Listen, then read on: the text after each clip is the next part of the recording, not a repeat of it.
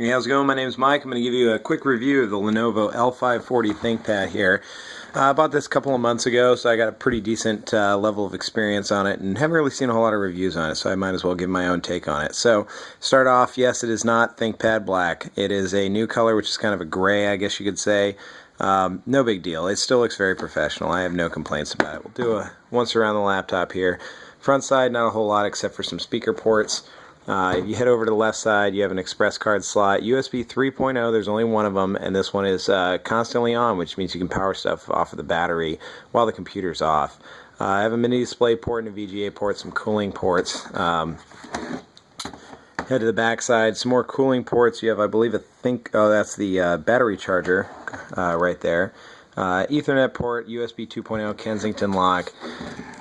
Head over to the left side, right side, another USB 2.0, the optical drive, which I have a DVD burner in there, another USB 2.0, combined headphone microphone jack, and underneath that you have a mini SD card slot. So, pretty good setup of options there. We'll go ahead and plug this thing in just so that there's no speed slowdowns due to it being on battery power.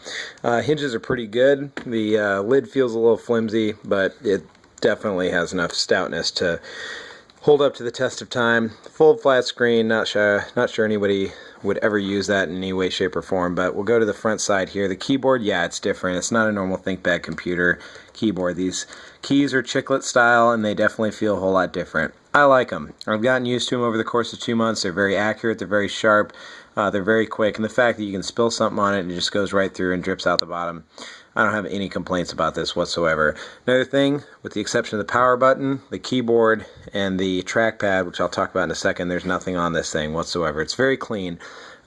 Business-like, I guess you could say. Inefficient, some might say. I've had no problems with it using the function keys up top here, which are actually redelegated as everything else that you might have a separate key for, because nobody ever really uses F1 through F12 anymore, and if you need to, you just hit a button and you can use it. You can also lock it to just so that they're just function keys. So anyways, the thing just booted up from asleep there. It's one thing that I have to comment on Lenovo for, or Windows 8, or whoever made it happen, but this thing goes to sleep and wakes up extraordinarily fast. Hit the button, give it a second, and bam, it's asleep. It'll last a week, maybe 2 weeks on this battery at asleep. Hit the button, and within seconds, you're back up, running, capable of launching whatever the hell you need to launch. It's an incredibly fast sleep, and I'm a huge fan of that. Maybe it's Windows 8.1, I don't know. So going back down to here, keyboard's great, still got the old track point right here, and then there's the hotly debated trackpad.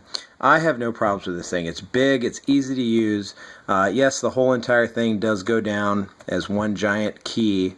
It has the same lifter mechanisms as the keys underneath it.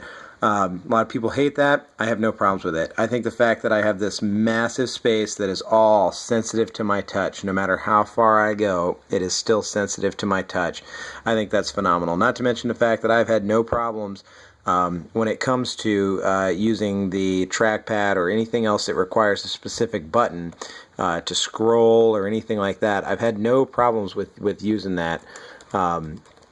So it works out fine. There's nothing more to say. I know a lot of people are hating on it because it's not the normal ThinkPad device or whatever. But when it comes to, scrolling like this, let me get it in the middle here. When it comes to using the scroll, no problems. When it comes to left clicking, no problems whatsoever. Opens up just fine. Yeah, there's no problems with this entire thing. Not to mention the fact that you have the up and down scroll with the two buttons here, the 2-finger scroll, there we go. You have a normal scroll over on the side, that works just fine. And then you have 3-finger swipes. You can go back, forward with effortless ease.